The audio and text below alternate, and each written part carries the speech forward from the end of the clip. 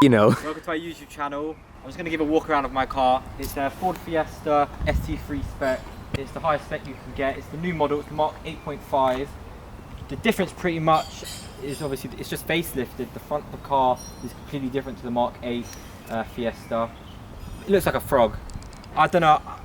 I'm not a fan of it, I'll be honest. I much prefer the pre-facelift. Picture-wise, it just doesn't sit right with me. But anyway, let's look at the engine, what I've done to it. I'm stage 1 at the minute with Revo. I've done an induction kit. I haven't done the crossover pipe. I don't plan on going stage 2 at all, so I've just left that. And I've done a throttle elbow. I don't know if it's placebo or not, but I feel like it is more responsive. That's pretty much what I've done in the engine bay. Round the side, if you come and have a look, handling wise, it's on 20mm lowering springs by Mountune. It could go lower, I do think, but it sits alright. The handling of the car is completely changed from stock. I've brang out on all 4 corners. I've come out on 15mm wheel spacers. The front sits perfect. The back could have gone on 20s, but I didn't obviously know at the time. If I could change it, I would, but I can't be arsed, to be honest. On side skirts as well. That changed the look of the car completely. Actually, I noticed it when I fitted that myself. That was sketchy. That was very sketchy because obviously you have to drill with self tappers. That was very sketchy. How many like brown pants moments did you have? Quite a few, because my mates didn't help me when I put that on, so I was like with one foot I was trying to line it up so it was straight, and I think I've done a pretty good job. Yeah, it looks good. Probably better than what I would do. Around the back, real quick, follow me on Instagram if you're not following me already, FordST_3. Done a Maxton rear spoiler lip. You've got to put, that's like any modification, if you haven't got a spoiler, that's like standard. Spoiler lips are the coolest things as well. My car doesn't even have a spoiler lip myself. Rear lights are tinted from stock, unlike the Mark 8, which is just not. It looks terrible. They look better in my opinion. So it's got a like nice stealthy look. It looks sick. Obviously I've done the Revo badge, so people know that I am not stock.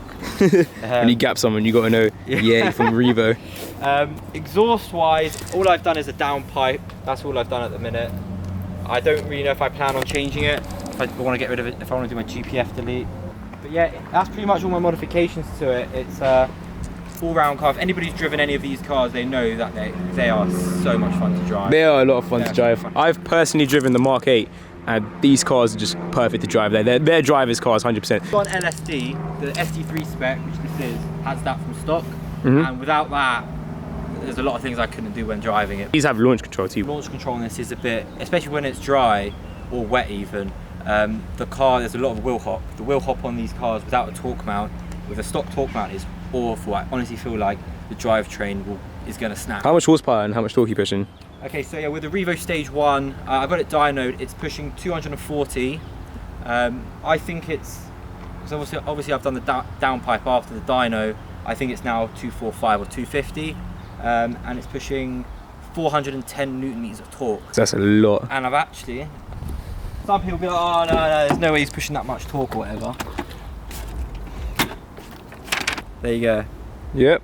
The torque on this it really does chuck you back. It's a fun car. I think because it's only a 3-cylinder, stage 2 you're kind of pushing it. I think stage 1, like the horsepower you got is like the perfect driver's limit for this car. Exactly. You don't stock it's 200.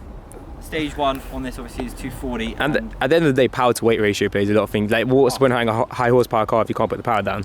Literally, I think this is enough. Like obviously it's not like a fast 300, 400 brake car, but it's the perfect amount for this car. It's so much fun to drive. Exactly. That's like, all you need. You want something fun to drive that you can grip and you can actually drive. You don't want something that's going to spin out and like everything. So yeah, you got the perfect amount for this car. I think everything what you've done is nice. I think let's just get rims next. Nah. I love those. You like them? I like them too, to be honest. One thing I actually would say as well. Stock brakes, they're awful. Yeah, they are small. They are very small. They're very small. That's the one thing I would if I had the money, because that's very expensive. 1,500 quid. You can see the brakes on my car there. Alright, so I've got a John Cooper Works Mini. Front brakes are massive. Like these brakes, I think they're like 4 parts of what I've been told. So yeah, these are pretty big brakes. Look at the fitment on that. Yeah, there's barely a gap. There's no more room there. And yeah, Pirelli tyres. You've got better tyres because you're running Pilot Sport 4s. Yeah, I'm on PS4s. I've heard Pirellis, they just like to eat. They get eaten out. Yeah, they're good. They run out very quickly compared to Pilot Sport 4s.